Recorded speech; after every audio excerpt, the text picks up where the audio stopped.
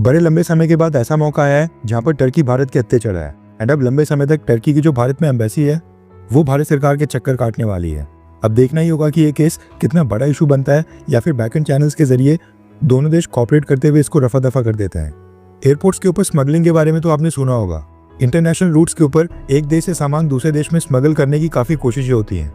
And Bharat में भी ऐसे काफ़ी सारे केसेस सामने आते हैं जहाँ पर गोल्ड, डायमंड से लेकर कोकेन, हीरोइन यानी कि नारकोटिक्स, ड्रग्स और कई बार दूसरी कंट्रीज की करेंसी भी एयरपोर्ट्स के ऊपर पकड़ ली जाती है।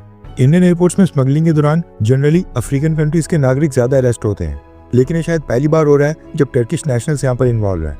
रेफरेंस के लिए आपकी स्क्रीन के ऊपर आर्टिकल का स्क्रीनशॉट है। दरअसल न्यूज़ निकल कर आ रही है कि the directorate revenue of intelligence के सिक्योरिटी ऑफिशियल्स ने टर्की के 2 नागरिकों को अरेस्ट किया है। एक का नाम है बेकार एगमेन और दूसरे का नाम है सिनेन कोमुरचू। ये दोनों टर्किश नागरिक यूनाइटेड अरब एमिरेट्स यानी कि यूएई के दुबई इंटरनेशनल एयरपोर्ट से एमिरेट्स की फ्लाइट पकड़कर भारत आ रहे थे।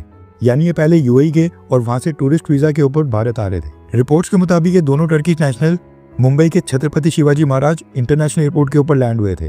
एंड एयरपोर्ट के ऊपर आते ही the directorate revenue of intelligence ने इन दोनों को स्मगलिंग के आरोप में अरेस्ट कर लिया है, क्योंकि उनके पास पहले से इंटेलिजेंस आ गई थी कि टर्की के 2 नेशनल्स इस तरह से एयरपोर्ट के ऊपर स्मगलिंग करने वाले हैं। इन दोनों टर्किश नेशनल से चेकिंग के दौरान 16 kg का गोल्ड बरामद हुआ है, जो कि इन्होंने अपने पैर में सॉक्स के अंदर कंसील किया था।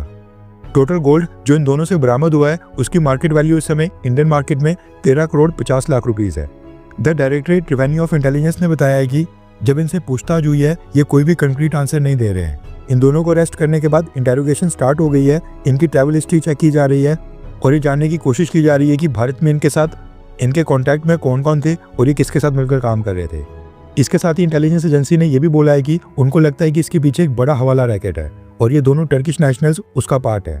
इसलिए ये लंबे समय तक भारत में इन्वेस्टिगेशन और इंटेरोगेशन का हिस्सा बनने वाले हैं। और ना सिर्फ फाइनेंशियल एंगल बल्कि टेरर फाइनेंसिंग के एंगल से भी एजेंसी चीज़ों को इन्वेस्टिगेट कर रही है।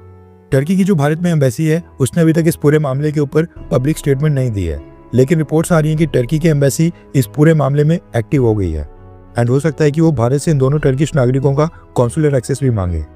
भारत के विदेश मंत्रालय ने अभी इसके ऊपर कोई भी ऑफिशियल स्टेटमेंट नहीं दी है और ये जानकारी भी the directorate revenue of intelligence ने जारी की है। अब ये देखना इंटरेस्टिंग होगा कि टर्की एंड भारत इस केस को आगे कैसे लेते हैं।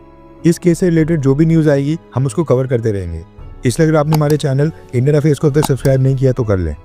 आपको याद होगा साल 2022 के अगस्त महीने में कतर ने जासूसी के आरोप में रिटायर्ड इंडियन नेवी ऑफिसर्स को सजा सुनाई थी और सजा की घोषणा के बाद भी उनको रिलीज करके भारत वापस भेज दिया था। वहां पर तो चलो भारत के विदेश मंत्री जयशंकर सर, प्रधानमंत्री मोदी और भारत सरकार ने इंटरवीन किया था और भारत की इंपॉर्टेंस समझते हुए कतर मान भी गया था। अब इस केस में तो टर्की के भारत के साथ रिलेशंस भी इतने कुछ अच्छे नहीं है जो टर्की की गवर्नमेंट भारत से नरमी की कोई उम्मीद करे। एंड भारत सरकार इनके ऊपर ज्यादा चार्जेस ना प्रेस करके इनको रिलीज करके टर्की वापस भेज दे। खैर, आपको क्या लगता है कि अगर टर्की की गवर्नमेंट रिक्वेस्ट करे तो क्या भारत को इनको माफ करके वापस टर्की भेज देना चाहिए? हाँ या फिर ना? नीचे कमेंट करके अपनी राय जरूर बताएं।